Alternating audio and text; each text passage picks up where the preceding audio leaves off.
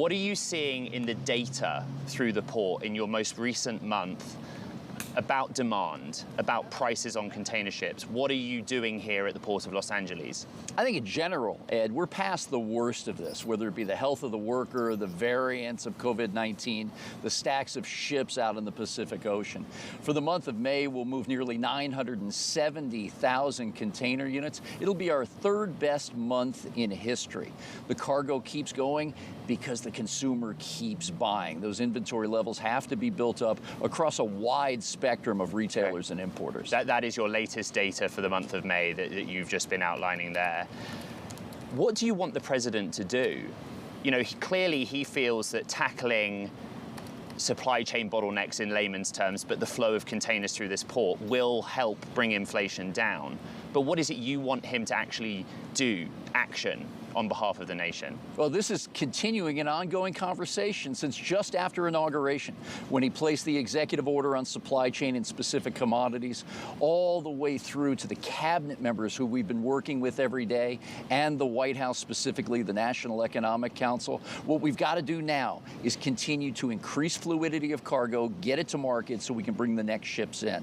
Rail is our big focus today. We're going to talk about rail. My understanding is that two cabinet members, Secretary Walsh, Labour Secretary Walsh, Transport Secretary Buttigieg, have a dual role, that they are involved in some capacity in the talks between the unions and the operators, but they're also talking to you on a daily basis about supply chain. How does that manifest itself, please? Well, as is Brian Deese of the NEC, as we also saw Gina Raimondo, Secretary of Commerce, Tom Vilsack, Secretary of Agriculture. Okay. We're working on a daily basis with the White House, the cabinet members, and key policy staff. Those folks are also keeping a keen eye on these labor negotiations, but very respectful. We've got very seasoned negotiators on both sides of the table, and we want to give them the room to negotiate this contract in the proper manner. Hey, Gene, it's Alex in New York. It's good to see you. You talked about how the consumer was really strong. You delivered strong numbers for May. We just got some really bad UMich sentiment data. Inflation expectations rose. It was the record low for UMich. It just means consumer sentiment is really rolling over. What's your visibility into how well the consumer is going to do in the next 2 to 3 months? Well, we're all concerned, but the upstream orders coming from Asia, getting ready for an early arrival of peak season goods, look strong. The June numbers will be very healthy. That peak season cargo, think about not only the holiday goods, but those in back to school, fast fashion, even fall goods are going to start hitting our docks here in Los Angeles by the end of this month. Those orders look very good. What we'll also see is cost-minded consumers looking for the necessary bargains to put food on the table for dinner. We may be buying hamburger instead of steak, beer instead of fine wines. We're going to keep buying. Our savings accounts are fairly high, and the revolving credit number that came out this week was equally as strong. So let's talk then for a second, Gene, about your visibility into inventories. Kathy Woods actually spoke to Ed earlier this week and talked about how the inventory build in guys like Target or Walmart was a sign that we could get disinflationary pressures down the road, and that would be the peak in inflation. What are you hearing from your guys about inventory build? A couple things, and those two fine companies did come out saying that they had bought a lot of product just in case. The cargo that's going to be coming this way is not necessarily the product that is going to be looked at for discounting and pushing out. That's going to be seasonal product that is specific to the second half of the year. Also, we have 125,000 companies that import through the Port of Los Angeles. Those two are not going to specifically drive the inventory story. Many folks tell me that they're still trying to build those safety stocks, be prepared for our ongoing needs as well as those coming up in the holidays. Gene, good morning. Tom here from London. I have a question around China. I want to tie that into what is happening. We're starting to see an easing of the port conditions and exports out of that economy. But of course, COVID zero remains in place for policymakers in Beijing. What are you seeing in terms of those exports from China, and how are you adjusting to the choppiness that we're seeing as a result of some of those restrictions that we've seen put in place?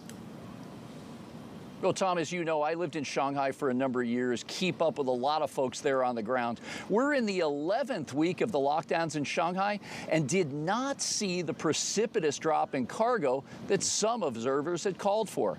The ports and central government had prioritized this long-haul cargo coming to Los Angeles, the Southern California ports, and now we're starting to see just a little bit of an uptick, which are the peak season goods I just mentioned.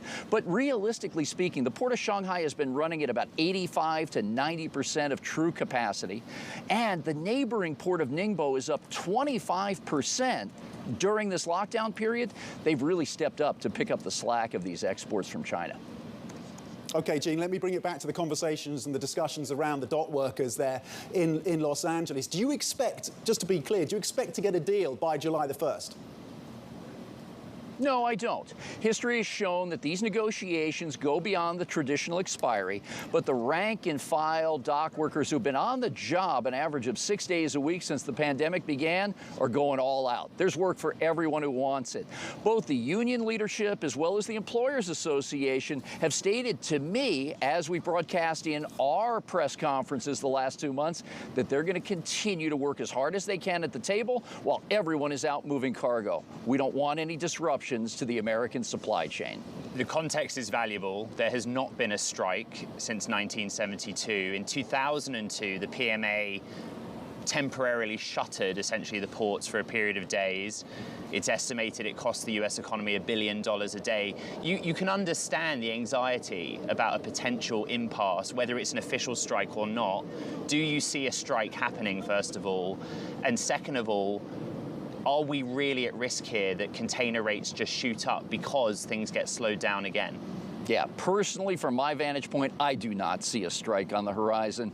Both sides are eagerly working at the table. And again, these are seasoned professionals. Both sides understand their impact to the economy, representing across these 29 ports, Ed, roughly 9% of our nation's GDP. There's been great attention from the president himself, the Biden-Harris administration, and the cabinet level to keep folks motivated and moving into the right direction. And as I said, there's so much cargo on the way. Everybody is working on the ground here.